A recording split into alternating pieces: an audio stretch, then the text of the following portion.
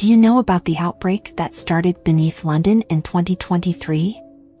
Beneath the city, hidden in the depths of the underground, a secret laboratory made a fatal mistake. They unleashed something that should never have seen the light of day. The day started as it always did for Katie, a 28-year-old office worker, tired but hopeful for a normal commute. Her short auburn hair was still damp from the rain, and her blue jacket clung to her body as she boarded the Piccadilly line. The tube screeched to a halt between stations, the lights above flickering erratically. "Due to an emergency, this train will be delayed," crackled the voice over the intercom, garbled, more static than words. The air felt heavy, charged with something she couldn't name. Across from her sat a middle-aged man in a crumpled suit, beads of sweat glistening on his unnaturally pale skin. His breath came out in short, ragged bursts. Katie's heart quickened, her pulse thudding in her ears. Then, it happened. He convulsed violently, limbs twitching uncontrollably. His eyes rolled back into his head, revealing nothing but white. His lips curled into a grotesque smile as blood dripped from his nose. Without warning, he lunged, mouth wide, revealing blackened, rotting teeth. Katie screamed, stumbling back into the metal door behind her as he clawed at her, his strength unnatural. All around her, commuters began collapsing, one after the other, their bodies twisted, bones snapping audibly as they transformed into snarling, ravenous creatures. Panic flooded the train as people tried to escape, but the infected were too fast. Screams echoed down the narrow cars, blood splattering the walls in a gruesome cascade. Katie pushed her way out through the emergency door, her breath coming in shallow gasps. She ran, her footsteps echoing off the cold, damp walls of the underground tunnels. The stench of decay grew stronger with each step, mixing with the humid air that clung to her skin. The sound of snarling grew louder behind her. Her only option was to descend deeper into the tunnels. With each turn, the passages became darker, narrower, and the shadows stretched unnaturally long. She could hear the creatures following, their growls reverberating through the stone. The walls seemed to close in, as if the underground itself were alive, hungry. Katie found herself in an abandoned station. The lights above flickered weakly, casting sickly green and yellow hues on the grime-coated walls. Old, torn posters fluttered in a faint breeze that shouldn't have existed. The station was empty, but she knew she wasn't alone. Her hand gripped a rusted metal pipe she had picked up from the tracks, her only defense.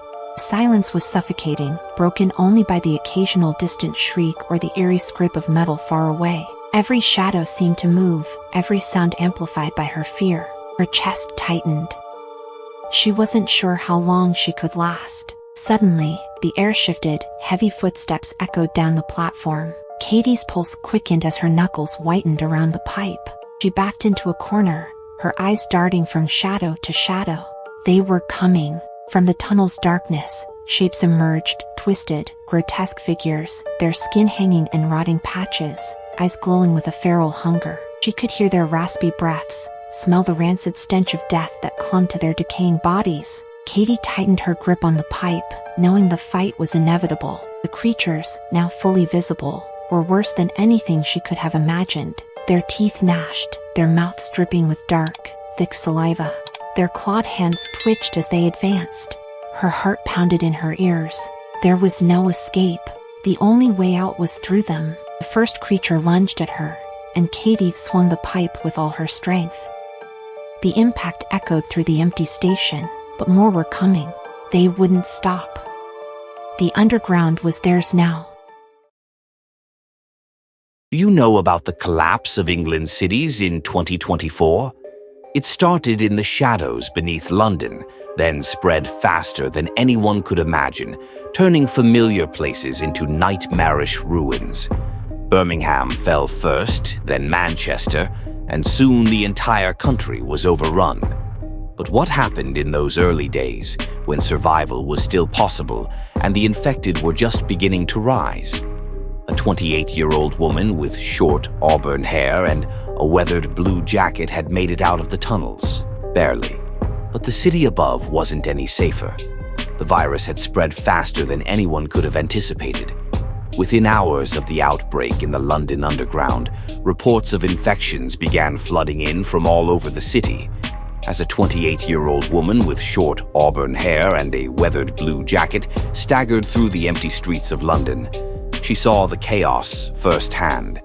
Entire neighborhoods had been abandoned, their windows shattered and streets littered with debris. The woman joined a small group of survivors who had taken refuge in an old office building. There were 8 of them, a mix of civilians and off-duty emergency responders. They had food, weapons, and a plan. If they could hold out long enough, maybe help would come. But as the days dragged on, hope began to fade. It wasn't just London anymore. Birmingham was the first city to fall after London. The infection spread through the underground rail system, catching the entire city by surprise.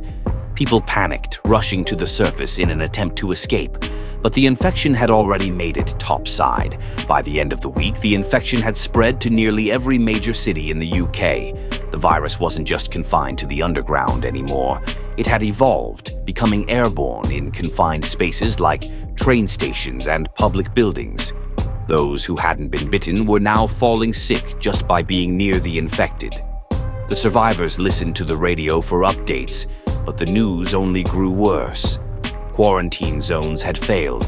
The military was being overrun. The infection had crossed the Channel Tunnel, and reports of outbreaks were coming in from Paris and beyond. The world was falling apart, and there was no stopping it. That night, the survivors heard something strange, a sound that had been missing from the city streets for days. Helicopters. They rushed to the rooftop, their hope reignited at the sight of military helicopters flying overhead. Were they being rescued? But as the helicopters drew closer, the survivors' hearts sank. These weren't rescue teams. They were spraying something into the air, a mist that hung over the streets like a thick fog. A 28-year-old woman with short auburn hair and a blue jacket turned, but before she could take a step, the air filled with the sound of growls. The infected were coming. They packed what little they had and set out, leaving the broken city behind. The world had changed, and they had no idea what they would find out there. The zombies ruled the cities now, and the wilderness was their last chance. Katie, along with her group of survivors, Mark, Ellie, and Sam, moved cautiously through the wreckage of the outskirts of London. Their goal was simple: get away from the city and find somewhere, anywhere, that wasn't crawling with the zombies. Rumors of safe zones in remote areas had become a glimmer of hope for survivors like them, but information was unreliable. The group was weary and on edge. Every step outside of their hideout felt like stepping into an unknown trap. The zombies weren't just wandering aimlessly anymore. They had grown smarter, faster, more organized. Katie's hands trembled as she clutched her rusted pipe. She hadn't slept in days. The nightmares that plagued her were relentless, but the waking world was far worse. The cities had become tombs, and the countryside, while quieter, held its own dangers. No one knew if the virus could infect the animals or if it had spread beyond human hosts, but the silence of the forests around them was unnerving. As they moved deeper into the countryside, they saw fewer signs of life. No cars on the roads, no birds in the trees. It was as if the world had been hollowed out, leaving only the walking dead to roam freely.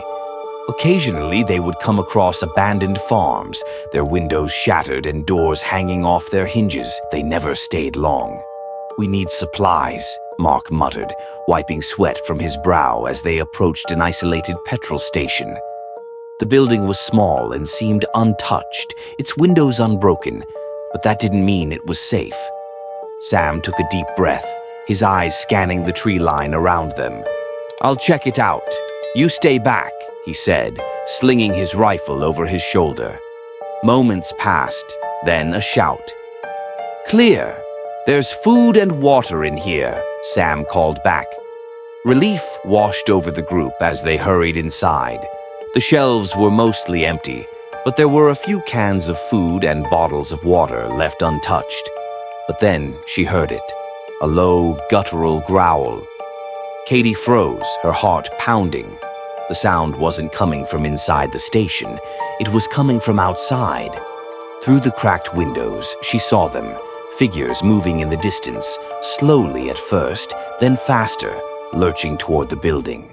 "The infected!" Katie screamed, rushing to barricade the door. "They're coming!"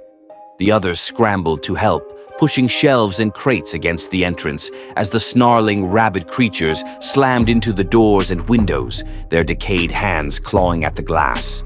There were too many. Dozens of them, maybe more. The infected had followed them. The glass shattered, and Katie swung her pipe at the first zombie that forced its way inside.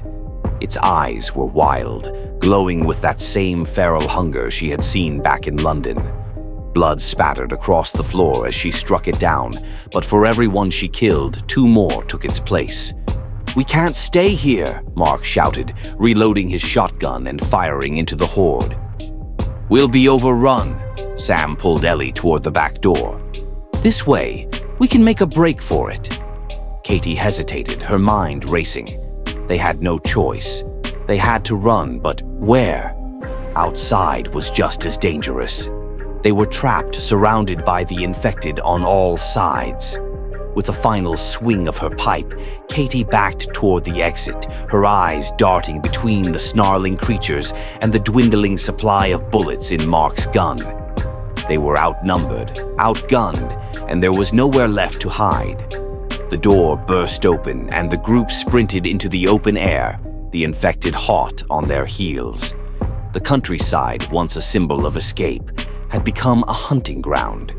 The infected were faster now, more relentless, their twisted forms barely resembling the people they once were. Katie's legs burned as she ran, her breath ragged. The group pushed deeper into the woods, hoping to lose their pursuers in the thick brush. The snarling behind them never stopped, growing louder with every second. It was only a matter of time before they were caught. Ahead, the trees parted, revealing something strange. A structure, half hidden in the forest. It looked like an old military bunker, overgrown with moss and vines, forgotten by time. "Get inside!" Sam yelled. The group rushed toward the entrance, slamming the heavy steel door shut just as the infected reached them, their claws scraping against the outside. Inside, it was dark and cold, the air thick with dust.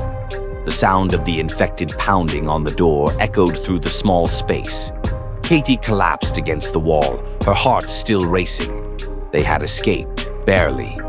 For now, in the silence, Katie heard something she hadn't expected. Voices. She turned toward the back of the bunker, her flashlight sweeping over the dusty walls. There, in the shadows, stood a group of people. They were dirty, ragged, and armed, their eyes filled with suspicion. "Who are you?" one of them demanded, stepping forward with a rifle aimed at Katie. Do you know the city that eats its own survivors? In London, 2025, the gates to salvation are open, but only fools dare to enter. The year after the zombie outbreak, London was a crumbling ruin, its once bustling streets now silent and filled with the relentless groan of the undead. The survivors, huddled in an old department store, had made it this far by sheer willpower and luck. But whispers of a safe haven, a place beyond the chaos, reached their ears, the lost city. Jack Turner, a rugged ex-cop in his mid-30s, stood at the front of the group. His worn face, streaked with stubble, bore the marks of a man who'd seen too much, his haunted eyes reflecting guilt from a past he couldn't escape. With a heavy sigh, he led the way. He wasn't just their leader, he was the one who couldn't afford to fail. His family was gone, taken in the first wave, and now he carried the burden of everyone's survival. Behind him, Maya Hernandez, a young techie in her late 20s, adjusted the makeshift armor over her practical clothes. Her black hair was tied back, and she carried a belt of gadgets, her eyes constantly scanning their surroundings. Maya's quick wit had kept them alive, but there was always that edge of desperation in her eyes, like she was trying to outrun the inevitable. Ellie Ward, an optimist in her early 20s with bright, hopeful eyes, walked beside them, her blonde hair messy from days of travel. Despite the horrors surrounding them, Ellie always tried to find the good in everything. But even she knew the truth, there was no escape from the nightmare. She clutched a faded photo of her younger brother, a reminder of what was lost. Leo Knight, the muscle of the group, kept close behind. His burly frame and heavily tattooed arms told the story of a man who had survived wars before the outbreak. At 38, Leo's stoic face and scarred features masked a man who had seen too much to care anymore. But his loyalty to the group was unshakable. Their journey through the streets of London was slow, the eerie silence only broken by the occasional distant growl of zombies. The city felt alive with an unnatural quiet, the air thick with dust and decay. Abandoned cars and shattered glass littered the streets like forgotten memories, the smell of rot heavy in the air. They finally reached the outskirts of the city, the gates of the lost city looming before them, high walls, barbed wire, and guards armed with rifles. For a moment, the group hesitated, their tired eyes scanning the scene. It felt too perfect, too clean amidst the ruin that surrounded them. But they pushed forward, desperate for safety, and were let in.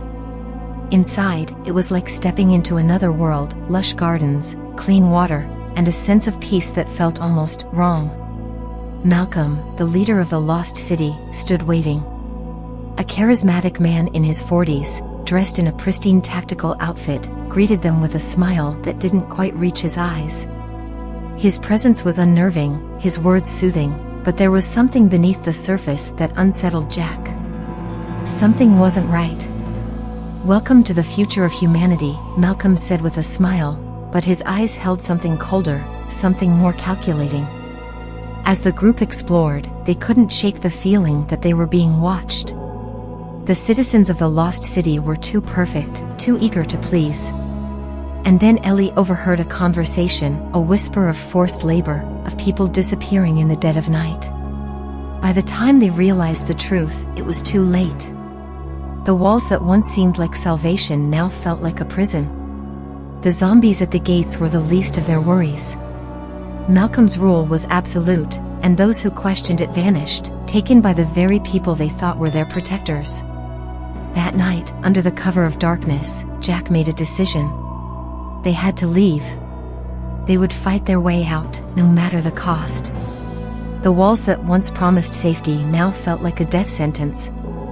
The night air was thick with tension as the group prepared to face the horrors hidden behind those gates. The zombies might be out there, but the real monsters were closer than they ever imagined. They snuck through the darkened halls, moving like shadows, ready for whatever came next.